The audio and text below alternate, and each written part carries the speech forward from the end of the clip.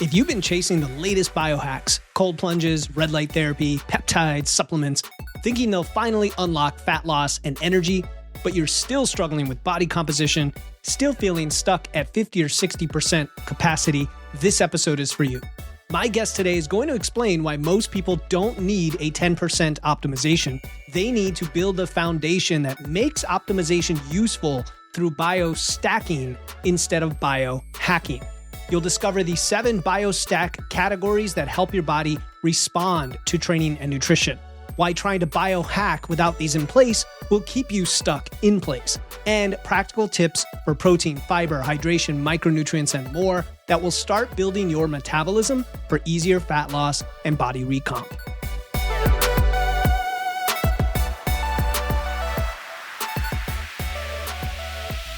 Welcome to Wits and Weights, the show that helps you build a strong, healthy physique using evidence, engineering, and efficiency.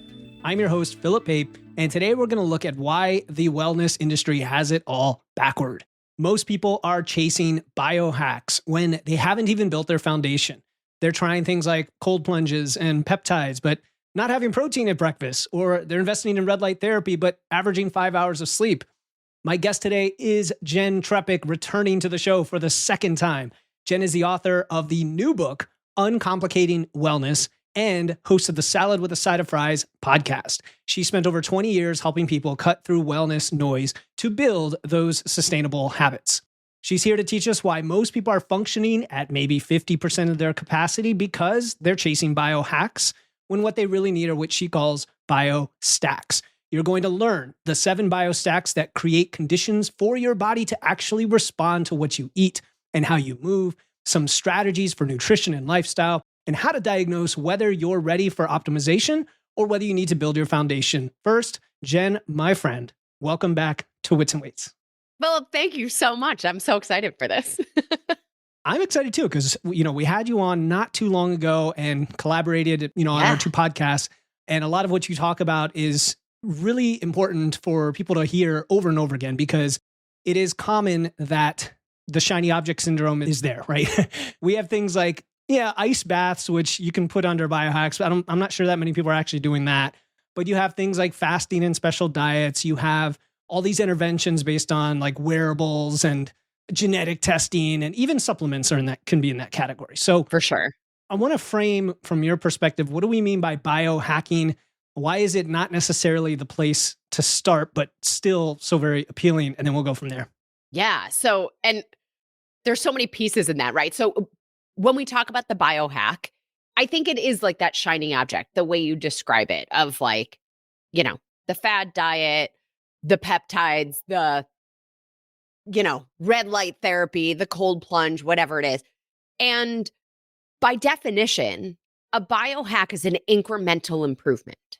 Like, we're talking like 10% improvement.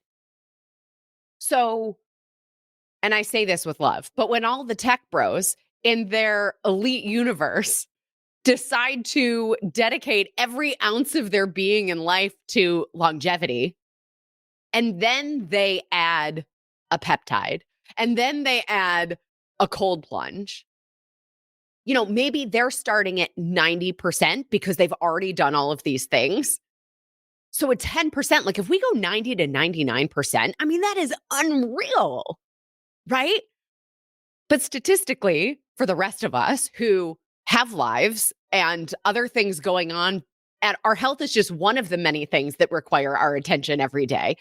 And we don't necessarily have a full staff of people making all of those decisions to create that environment, like statistically, the average American is not metabolically well, right? Mm-hmm. If 12% of the US population is metabolically well, then odds are 8 out of 10 of us are not. So if we're not metabolically well, does that put us at 30% health, 40% health, right? And then if that's where we're operating and we add a 10% improvement, well, we're not moving the needle. And maybe we notice the difference of the thing for a couple hours or a couple days, but we're not dramatically changing our health outcomes with an incremental improvement. Yeah. our objective is to, as you mentioned, the biostack, to get us to that 80, 90% baseline. Then we can add the biohack and go from 80 to 88 or 90 to 99 and notice that level of like unreal potential that we never even thought was possible. Yeah. Unreal potential. Yeah. That, and the reason, of course, is why do people chase these? And I off the top of my head, I could imagine a few big reasons. One being people don't want to put in the work. And I hate to say it, some of these things are going for a shortcut, maybe not. But another could be, misinformation. Another could be they tried the foundational things and it hasn't worked for them because maybe it's not the right approach. If, you had to do Family Feud and like the top 5 answers on the street of 100 people, what would it be? For sure. So I think they are appealing because they are marketed to us as the magic pill. The answer. Okay. The answer, the easy button. And we all want things to be easier. Like nobody wins for making this the hardest. We want the easy button. And that's sort of human nature also. So I think that's one piece. I think another piece is the wellness world is really just today's diet culture. And so if we start to think about things from that perspective, then it becomes this piece of if we're not doing these things, we're failing. There's something wrong with us if we're not choosing these things or doing these things. So I think there's another piece at play there. I think, the name of the book is Uncomplicating Wellness, because I think this whole space has gotten so convoluted and it is so confusing that these seemingly simple, one thing and that's it is even more appealing because it cuts through the noise. It's like, wait a minute, I don't have to think about 20 things. I can just think about one, So I think there's a lot of appeal in there because the marketing side says, I'm going to sell you this and I'm going to make you think that this is all you need. It's interesting. You said 2 things. One, you said wellness is today's diet industry, which is great because the word wellness, it's kind of a trigger for me too in that context, even though obviously it's in your book and there's a way to define it. But when you talk about it being one thing being attractive, there's an irony there, right? Because if I said to someone, hey, I want you to do one thing, it's lifting weights. Now, granted, that one thing has a lot loaded underneath it, but it is one thing. And even if I ignored all the other biostacks and things we're going to get into, I know for damn sure that would make a massive improvement in their life versus any of the biohacks. Right. And it is one thing, and it is uncomplicating it too. And I know you're going to get there. But if we did look at the biohacks that are available today, I know we mentioned things like cold plunges. I don't know if anybody's willingly going into ice baths as much as we think versus social media. Well, that's so by that token too, the other thing that I think a lot is like SIBO and like random parasites. Like the internet will have you believe that every single person has worms eating their insides. Coffee enemas, everything. Like, everybody's doing everything. Yeah. Right. But like, it's so interesting because there is an irony to simplifying, and yet simplifying is saying we need all of these things. But there is a piece of understanding that it doesn't have to be a wealthy man's game. Like part of what I think has evolved in all of this is with our health insurance, with our medical system, with our food supply. It's like if you can't afford all of these other things, then you're screwed. And that's really not the case. So when we talk about the biostack, a lot of this is also stuff that is accessible to everyone across the board, no matter what. And it just becomes a function of our choices and our intention and the actions that we're taking. Would you put certain things in the category of biohack, though, that some people might say are quote unquote legitimate and some need more than others? For example, hormone replacement therapy, is that? Yeah. Where do you put something like that? Great question. And this is like the least satisfying answer, but it depends on the person, right? There you go. It depends on the person. Now, I would also say that there comes a point where we could do, and this is where I do almost put it more in a biohack piece, because we could give somebody all of these hormones, right? Exogenous hormones. But if their body is not in a place to be able to use them and eliminate what they don't need, it could be doing more damage than help.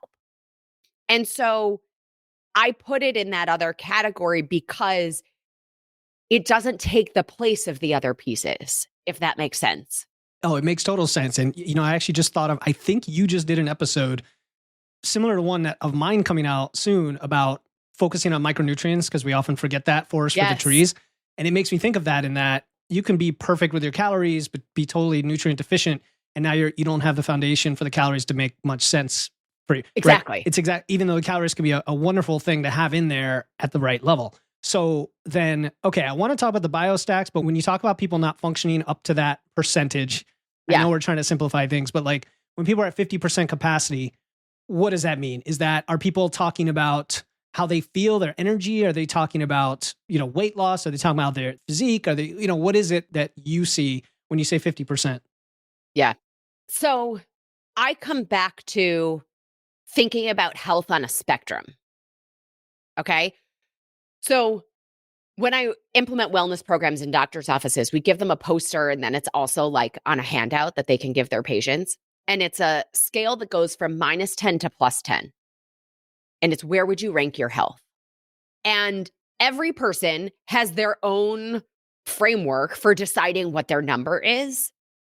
But the way that I typically talk about it is that our Western medical system is focused on the -10 to 0. Those disease processes, right? 0 is the absence of sickness, illness, and disease. +10 is where I'm looking to be, which is having the energy and capacity every single day to do all the things that I want to do in this life. And that, to me, is more than just not being diagnosed.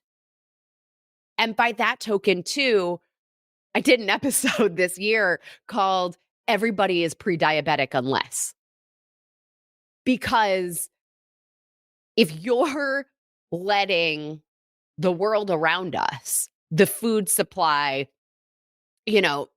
restaurants, and I eat out more than most, but like if we're letting all of these other systems dictate our choices, it's only a matter of time till we get that diagnosis. So technically, every single person eating the standard American diet, which I know is not your listener, or my typical listener either, but I think it provides a framework for basically saying, unless we're intentional about it, we're already pre-diabetic, because the inherent outcome of this world that we're living in is that disease state.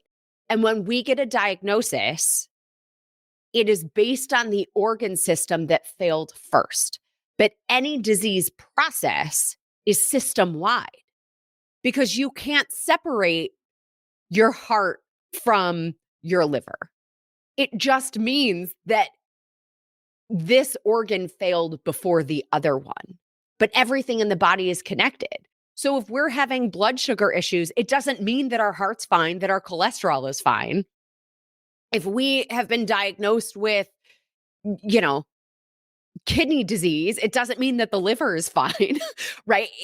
And so I think, for me, understanding it in that spectrum and saying there's this disease side versus this wellness side. Then we go, even in the spectrum of wellness, where am I?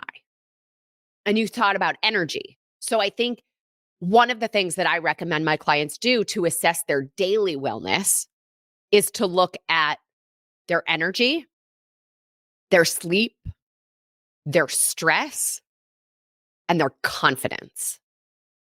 That's how, on a daily basis, I recommend people check in with their wellness to say, if I'm, even just use like 0 to 5, right? Like if my sleep was a 2 or a 3 last night, my energy is obviously going to not be as great as it could be.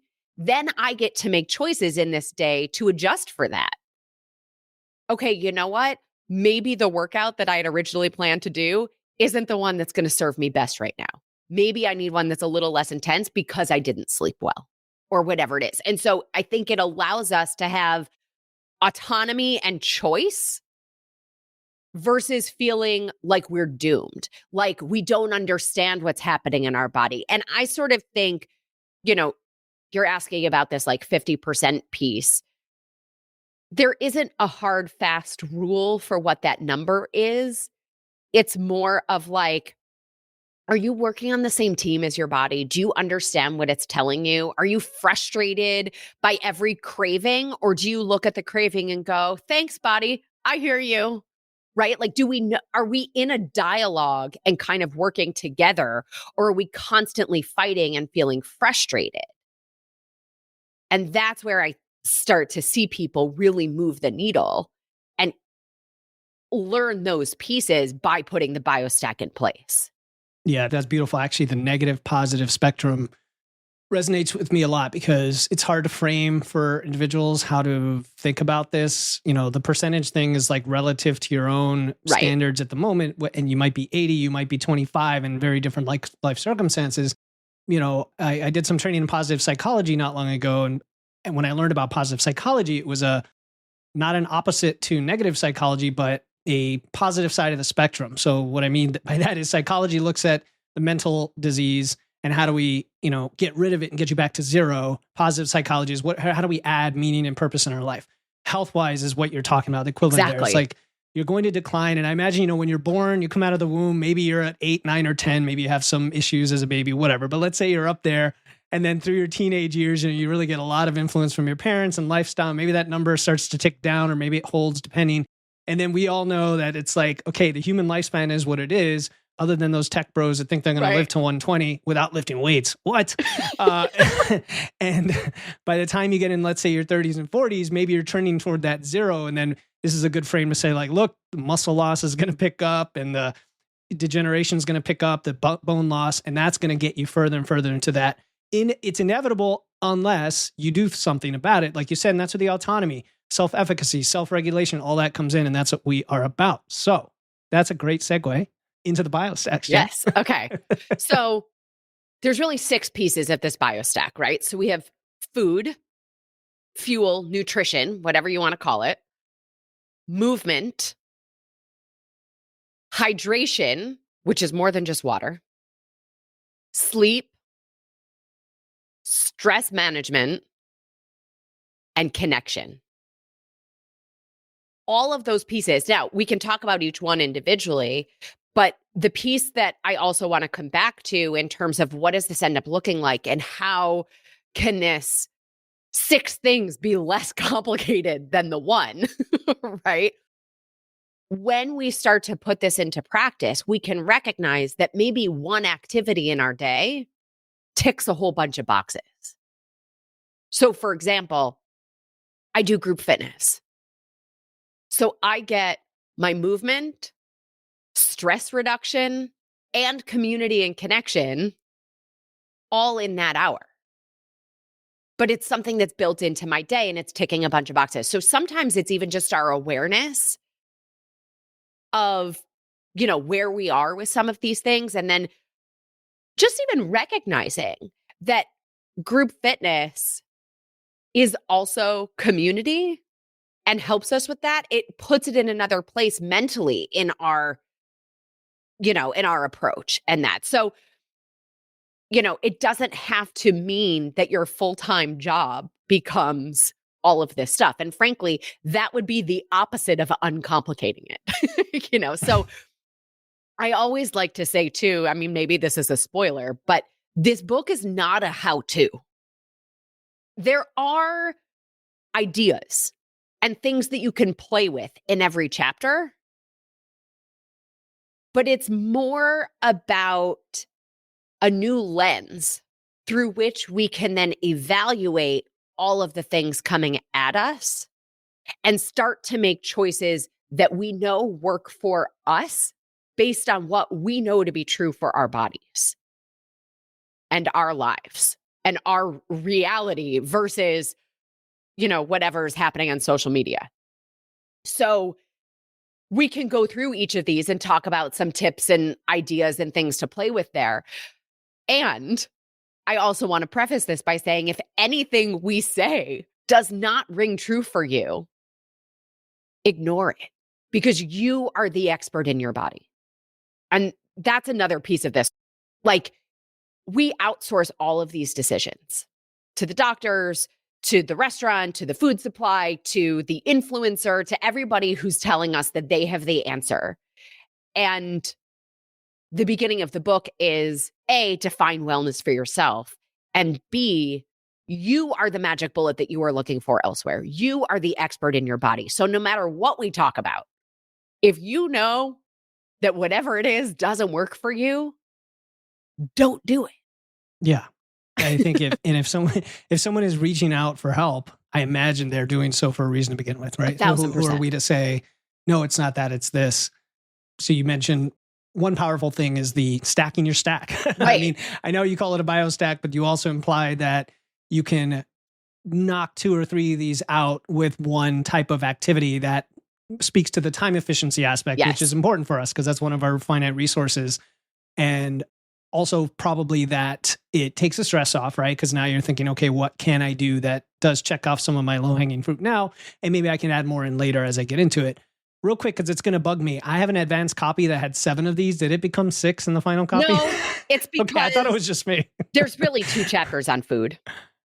Oh, okay. Food and fuel. But then there's also mindset in there. I don't know. Well, that's the biostack over biohack kind of mindset piece. But yes. Okay. Yes. All right. Okay. Just because in the intro I say okay, we'll make it 7. We're going to make it 7 and put the mindset piece in there for sure. Okay. No problem. But yeah, it's all good. It's all good. I could have edited out to change it to 6, whatever. Don't leave it all. There's 7. Do you want me to redo the 7? No. I mean, you said it for, you said food, hydration, activity, sleep, stress, connection. And then we're saying mindset's also technically in there. And that's fine. Whatever. Yeah. I don't think people get too hung up over it. So where do we take it from that? Because one thing that comes to mind is you said, look, your body's your own. The thing you need to do is probably best known to you. Yes. And so how do you find that gap? Like when I became a nutrition coach, step 1 was help a client figure out their red flags. And I wonder if some people are listening and say, I'm not really sure. Like I do know the thing that I feel deficient in, but I also know there's certain things that I don't do now that I think I should do or want to do. They just are so far from where I am today. And I'm willing to do that. You know what I'm saying? Yes, so where does someone start with that process? Yeah. So there's 2 pieces. One is as you go through each piece of it, you might go, oh, that's a tweak that I haven't played with yet. Let me see what happens if I do that. So we can find small things that maybe we haven't yet explored, even in a category that feels like we're already making progress. But the question of where do I start? I often recommend starting with the one where, like, when you heard it, you had a visceral reaction. You were like, oh, right? Like the one that you've probably been avoiding, the one that you were like, I know, right? The Bulgarian split squats of the 7. Yeah. Okay. And to start with that also doesn't have to mean completely uprooting your life to add that piece into the equation. And so that's where each one of these can be maybe just a tweak. Maybe it starts with just that awareness. Okay, now the sun is coming in through the window and I look like I'm striped. Do you want me? I can tell me what you want. I'm good. This is cool. It's authentic, as they say. Yeah. I mean, I have a screen I could put up, but it's like zebra cat eye situation. It's cool. It's all good. It's all good. It's fine with me. You do what you come with. I'm good. Okay. So you're going to start with the one that I think gives us that visceral reaction, but starting with it also doesn't mean that it becomes our entire focus at the expense of the other pieces. And I think that's also maybe a challenge that tends to come up for people is we think that, like, when we start to add one more thing in, it has to come at the expense of something else. And I would say if that's the approach, we need to find a different tweak, because we actually have a lot more capacity, and I'm like trying to get my eyeballs in the light. We we have more capacity than we realize, and adding these things in can increase that capacity. It's, I think, again, part of uncomplicating is figuring out the things that work for us in our real lives and creating the plan based on reality, not based on some textbook perfect day that only exists like once or twice ever in a year. Mm-hmm. So Okay. I also recommend like create your plan for the most hectic, chaotic, stressful day. And then on the days that aren't like that, we can up the ante a little, maybe do a little bit more. If we're making that more the baseline, we will always feel like we're falling short. We will feel like we're never making any progress. And that, to the mindset piece, actually does more harm than good. Yeah. I was going to ask about the baseline thing too, because people can get hung up on that. Perfectionist and completionist. I'm raising my hand. Same. And by the time this episode comes out, we would have done a challenge at the end of the year that was based on the similar principle of having like, this is your optimal, this is your minimal, and here's your bailout, by the way. And it's like, there's different degrees, and some people need those extra tiers. So if you take your 6 or 7, biostacks, and this is gonna be an ongoing joke, Jen. I love it. It's good. And you take one of them, let's say food and fuel, because obviously you talk about it all the time, so do I. And you talk about protein and fiber, and then stacking on veggies, and then you have a couple more things in there. Like, would somebody basically look at that paragraph in your book and say, okay, what's the thing that I'm not really doing that I can just start tomorrow? And if their protein is abysmally low, and you're saying get 40 grams of protein with breakfast, that could be like a huge jump for somebody. Totally. So, and I'm sure you talk about it elsewhere in the book. What would you say? Hey, titrate it up or create some number that's lower than that? Like, don't take these as hard and fast rules necessarily, or is 40 grams like really you got to get there quickly? I see, again, it's like so unsatisfying. Like, it depends on the person. Yeah. And if you're the kind of person who's like, I need to work my way up, or if you're the person who's like, boom, the answer is this protein shake is how I'm going to get the 40 grams first thing in the morning, and I'm going to do it and call it a day. The other thing that I also suggest is do it for a week and notice how you feel. And let that be what carries us through to the next week, instead of creating our own hard and fast rules that then have us in a different version of on, off, good, bad, black, white. Mm-hmm. So it might be the protein at breakfast. It might be I'm going to lay off the caffeine until I eat food. It might be, hey, I feel like I'm constantly craving sugar. Okay, great. We're going to up the protein throughout the day. Or it might be that like, I've always been challenged by nighttime eating. I feel like, I'm fine. And then at night, it's like that old Garfield cartoon where like he opens his mouth and like all the food comes in, Great. Let's focus on what's happening in the first half of your day. Breakfast, snack, lunch, and then just notice what's happening with those nighttime eating cravings and things like that. And so we can decide what we want to play with. And I use the words play with very intentionally, because I think we can, like I said, just get to this place where we've just created more or different rules for ourselves. And if we can look at it as experimenting and observing, it brings back the power to us and our autonomy to choose and to design our plan for health in a way that we feel confident works for us versus some prescription that somebody has handed you. And that's important what you just said for the listener. Like Jen is saying, you don't have a plan on day one that just does all of this, right? And neither is your book, like you said, a how-to. It isn't. It's here are a bunch of guidelines from what we know.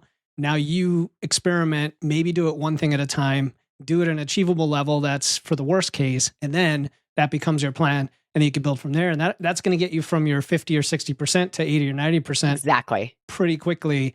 I would argue you don't have to get to 100, really. Like, No. I mean, that's the cool thing about it. Most of us are operating far less than that. Well, and that's the thing too, is like, even when you get to that 80, 90%, you might be like, I'm good. I'm going to live here. That means that we continue to do the things that got us there in order to stay there. But I think the beautiful thing about that too is it allows us to then hear what's coming at us, hear what the tech bros are doing, hear what somebody on social media is doing, and go, love that for you. I'm good. And be able to feel confident that we're good, that we don't need to add on every single thing that then comes at us on social. Yeah, 100%. I don't know how much we want to go into each biostack, because honestly, if people listen to our podcast, they know, right, like, they're getting it all. The top level. I mean, you essentially listed them. Obviously, the activity one is one we talk about a lot, and you did say in there, in parentheses, muscle's expensive tissue. You have to work for it. How much of a message is there here that resistance training is important, right? Like, versus, I see a lot of scapegoating or a lot of excuses made, or I had someone just join our group and say, like, look, I'm having issues, XYZ. And one of the questions I always ask is, what does your training look like? Well, I'm not lifting weights, and I don't plan on lifting weights anytime soon. And I'm like, okay, well, where do I go from here? So resistance training has to exist. It doesn't have to look like lifting weights. And that's where, again, like, we have these ideas of what things mean. Resistance training to me means build muscle. Mm-hmm. I don't care if you do that using your own body weight. I don't care if you do that with, a band. I don't care if you do it, with imaginary weights that are actually air, that you just pretend like you're holding something in your hand and think about it and create resistance in your muscle. Like, I don't care if you're using laundry detergent. Anything that's resistance can build muscle. And so what does it look like for you? One of my favorite things is what I call DWDS, drink water, do squats, right? So drink water, we're going to drink more water, which means that we're going to need to go to the bathroom more often. Every time you go to the bathroom, hold on to the sink and do 10 squats. Stand up and sit down from the toilet 10 times after you go. Talk about longevity. P.S. A squat is what is required to get up off the toilet in your ripe old age years. So if we want to live on our own, if we want to have independence, we have to be able to do a squat if you want to get up off the toilet. So little things, right? But imagine, 10 squats when you go pee, you don't have to change your clothes. You're not getting sweaty. Like, kind of happens in pockets of time that you don't even notice it's taking up time. And maybe over the course of the day, now you've done, 50, 60 squats. Well, what does that look like over the course of a week or a month? And now all of a sudden, we're really building muscle and changing our metabolism at that, right? So muscle is expensive tissue because we have to work for it. And if we don't work for it, it doesn't just magically appear. And if we don't continue to work for it, we can lose it because, for a variety of reasons, aging, typical weight loss approaches, all that kind of stuff can lead to muscle wasting and whatever. But you can decide what that looks like. It doesn't have to look like the thing that you don't want to do. That's a good mic drop there on that one, because that is 100% true.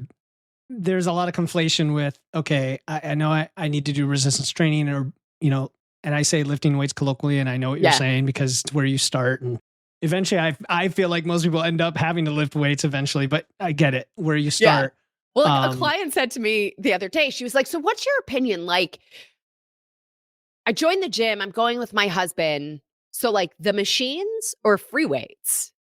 And I just replied, yes. Yes. It's true. Start there. And you said, not doing the thing you hate. That's something to unravel too, because we can kind of tie it to the mindset piece where you allude to the different ways that we frame, reframe, all or nothing thinking, beating yourself up, etc. So when someone has a thought like that in their head for any of these things, like, well, Jenn said on one hand, the thing that you're kind of resistance to maybe is one of the things you need to look into doing. And I said Bulgarian split squats, right? As a joke. Yeah. And then on the other hand, don't do the thing you hate. How do those reconcile? I know they do. I love this. Yeah, I love this. The thing that we have resistance to is more of the thing that, like, of those right? Of those pieces, it's like, I know, right? It's the thing I'm resisting doing because I just don't feel like it. It's not really where I want to put my energy versus, and by the way, even choosing any of those things, once we're in there, does not mean doing the thing that makes you miserable. Like, we don't want to be miserable. And so there's a difference between saying, okay, I know I need to make sleep a priority, and saying, I love television, but I'm never going to watch television ever again because I need to make sleep a priority. Like, what? That was a mental leap that, like, doesn't have to exist. And so that's where I think those things can reconcile, because we can say, I know that something is missing. How I add that in is doing it in a way that I will enjoy, or at least not loathe at the beginning. Yeah. And the premise that something requires something, immediately ask yourself if it's false right out the gate. Right. Like, and you may not know that because your worldview is such that I hate squats because I hate squats because I hate squats. Like, I don't know any different because I have one thought of what that means. Right. So, okay, think about it as getting up off the toilet. Or you may not even have to do squats per se. Right. I guess what I'm saying is, like, if somebody says, like, have you considered, resistance training? And somebody's like, no, I don't do that because I hate the gym. No, I don't do it because X. It's like an immediate block that just, it sets the frame for the whole thing. Like with your example you just said.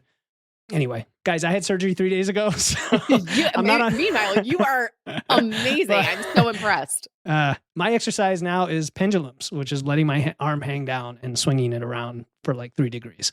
Because that's amazing. But anyway, so, okay, I like all of this. So obviously mindset threads through all of this. And then connection was one more piece of your biostack I thought is really cool. Talk to us about that, because it is really powerful. Connection is, I believe, the number one factor in happiness, for example. Like, evidence-based happiness, in studies even have found that connection is number one. Exactly. So when you say, hug your kid, or we're biologically wired for connection, maybe a lot of people need to do that today with social media, and we all need to do it. Being so isolated. Yeah. It's, so the title of this chapter is called Just Hug a Person. Like, I don't care. Just hug somebody. What that does, talk about, like, killing 2 birds with 1 stone. What a hug can do for our stress is unbelievable. Like, I was even doing research on holding hands. The physiology of holding hands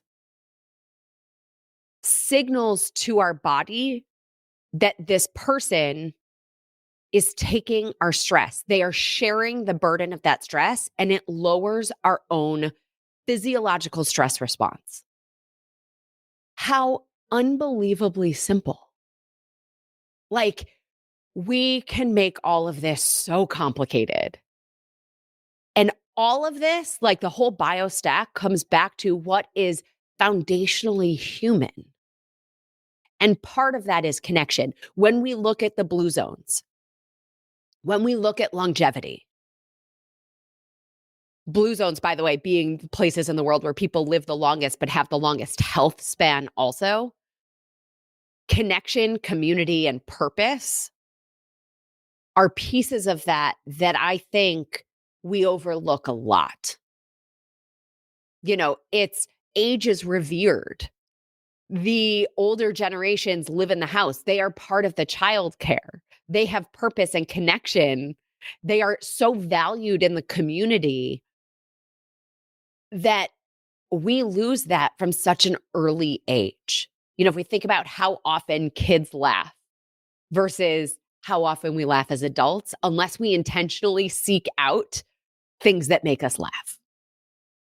So the physiology of what happens when we hug someone, the dopamine, the oxytocin, like all of these hormones and neurotransmitters that send happiness and health and healing and joy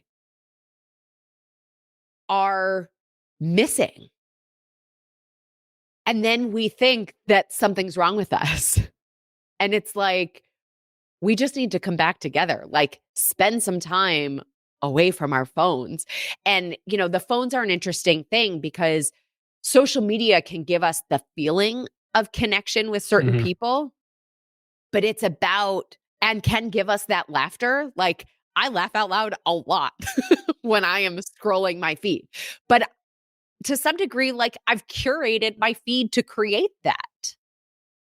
And so you can also reset your feed. Every app you can Google, but every single one of the social media apps has a way to reset your feed. So if it is sending you messages that are keeping you frustrated or feeling like you're always chasing or feeling like you're not good enough or whatever it is, reset it. Start over. Seek out a couple of accounts that get you some of those things and then build on that. And, the hug thing that I love about that too is like, you can hug a pillow, you can hug a stuffed animal, and it's frankly even the same as hugging another person. I also always say like consensually hug a person, right? But, more is more when it comes to that. And so get a stuffed animal, get a pillow, make it part of your routine, smile at yourself in the mirror, fake laugh until it becomes a real laugh. Like these things that seem so silly are so fundamentally human and transform our health more than we could possibly imagine. I have a lot of thoughts. Sorry. Thinking of like the old ladies who aggressively hug you without asking. Right. And it's like, I'm cool with it because, it's a generational thing. But I hear what you're saying. I saw a Facebook ad or a Facebook commercial the other time. I showed my kids. I'm like, do you think this makes sense to you? And it was people getting together in real life situations, but it was an ad for how Facebook does that. I'm like, this doesn't make any sense to me, because Facebook isn't like known for getting people together in person necessarily. Right. But yeah, I think this is such an important one that we lose. And I know everybody's so stressed. And speaking of the stacking, right? Like stress is a big part here to this, but I also know everybody's different in their level of social introversion and whatnot. For and sure. We'll maybe use that as an excuse or not. But like, I like seeing family and I'm with my own immediate family every day because we homeschool our kids, which is awesome. We love that. But if I'm with groups of people for too long, that drains me, right? So you have to know where you are. But then if I don't see people for a long time, that's a problem too, right? Right. So how, like in today's social media world and everything else, what do you think of online communities? Like where does that tick a box in this area? Look at me, I'm the completionist. Tick a box. You know what I'm saying? How does that create connect? Do we know like psychologically and physically, is that not quite good enough, right? Compared to physical social connection? It's a yes and. Yeah. There is a difference because our physiology starts to match the physiology of people that we are in proximity to. That doesn't happen as well when there's a screen in between. Mm-hmm. So there can be a piece of connection. Like I think about people who live further, maybe more rural communities or people who are further away from other people or whatever. And especially kids feeling isolated or, like being able to find a chat room. Now I sound really old, but like AOL Instant Messenger. Sorry, but but being able to find people like them somewhere. So that does help in some scenarios. And it doesn't necessarily help as much with those physiological changes from being around other people. But I think that's part of why I like hugging a stuffed animal or hugging a pillow or just hugging yourself, because we can get some of that physiological change. Like the holding hands thing doesn't seem to work if you hold your own hand, but the hug does.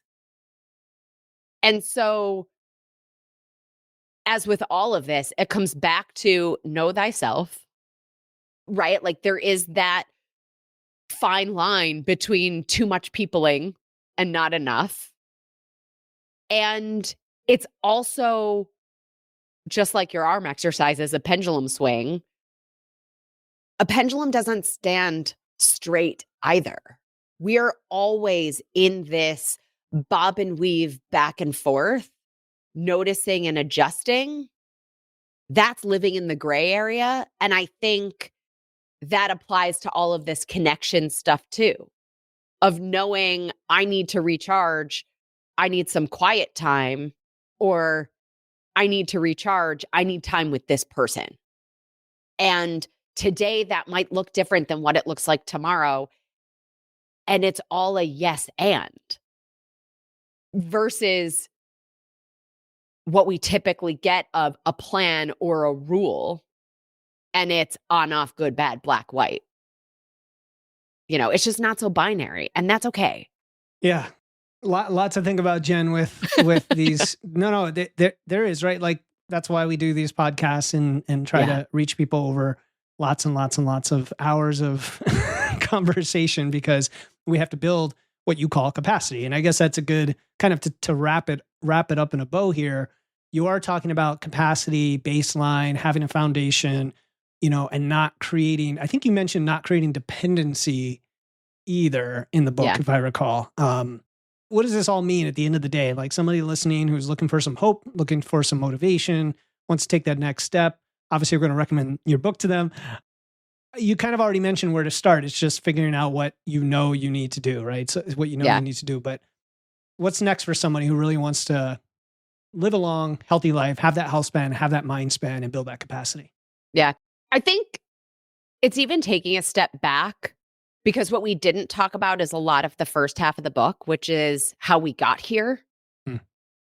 And I think it's important for us to recognize, of course, this is where we ended up, because look at what's happening around us and all the things that are in play, and recognizing that our current beliefs and approach came from somewhere. They served us up to a certain point. They may not be serving us anymore. And if we're in a place of saying, I'm looking for something else, I'm not where I want to be, then we can open up and say, what's something that I want to play with? What do I know is already missing? How can I figure out how to add that in to my life in a way that serves me versus takes away from all of the other things that I want to do? And how can I also do this in a way that helps keeping me coming back to what I know to be true for me versus following what everybody else tells us is the prescription, and working on the same team as your body? Because part of what's also in here that we didn't talk about is sort of the signs, right? The ways our body is communicating to us and with us that most of us are probably ignoring. And so then we can start to tune back in and create our own plan. And so, like I sort of say to people, like, before you buy any other book to figure out your plan for 2026, or you write whatever you're going to do for this new year, read this one to help it create the evaluation process for all of the things that you may choose to do. That makes a lot of sense. And I'll call it an inside out approach instead of an outside in. Like outside in is calories and macros and lifting weights. You need to do this and need to do that. And inside out being, how are you feeling and what's driving you to not sleep as well? And, the social connection, all the pieces from where we got. And I know in your book, you cover that at I'll say a macrocosm, right? Like the big world, how we got here, but also the individual how we've gotten prescriptive. And I know social media is trying to sell an outcome, right? That is marketing 101. You're trying to sell a result, when to get to that result could be a very, very serpentine, interesting, and enlightening process for you as an individual. It doesn't have to be complicated, as Jenn is saying here. It's just you've got to start from that evaluation point. So I really like that, of starting from looking inside where you are, setting the foundation before you then experiment one step at a time. And that experimentation eventually turns into your plan, not your, here's my New Year's plan, let's go do it. Exactly. Cool. And I also think, like, in evaluating all that stuff, like, because when somebody says that to me, I admittedly like just kind of roll my eyes. So, but like what's here helps guide you through that internal conversation so that we can actually evaluate it for ourselves and be like, wait a minute, when did I start thinking that the only thing that mattered was the scale? It's true. It's true. And you, I'm sure you got this from talking to lots of people. Like Exactly. if you know, after working with lots of people myself, I talked to somebody recently who, still makes me realize what I don't know. Right. And she said something to the effect of, you didn't ask me about whether I'm training for other sports with this series of questions here. This is about something else, another thing I'm working on. Yeah. And I'm like, well, you're right. But like, it's because 90% of people that didn't matter, but for the 10% like you, it did. And so this is what we mean, right? I think when you say, evaluating yourself one by one and where you need to be. Anyway, yeah. I'm rambling again. I'm not on pain meds, you're but not. I'm totally on. It's been a weird week. Okay. I'm totally with you. Good. All right, Jenn, you're awesome. I love it. I know we're just scratching the surface. I had the pleasure, guys, of getting an advanced copy of Uncomplicating Wellness.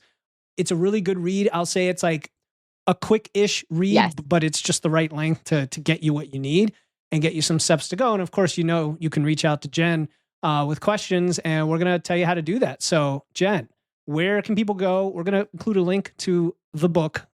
Is it best to go through your website or Amazon or what? Either, wherever you like to purchase. So, like, my website has a bunch of options there, but Amazon, Barnes & Noble, bookshop.org. Sure. If you're in Canada, I think it used to be called Chapters. Now it's called Indigo or something like that. But wherever makes you happy, go for it. You can just search Uncomplicating Wellness. My website is asaladwithasideoffries.com. And podcast is Salad with a Side of Fries. So wherever you're listening now, pop over. We have a couple episodes with Philip. So it's awesome. Love being here. Love chatting with you. Thank you. I hope everybody finds this helpful this new year as you're thinking through, what does 2026 look like for you? So, what does it look like for you?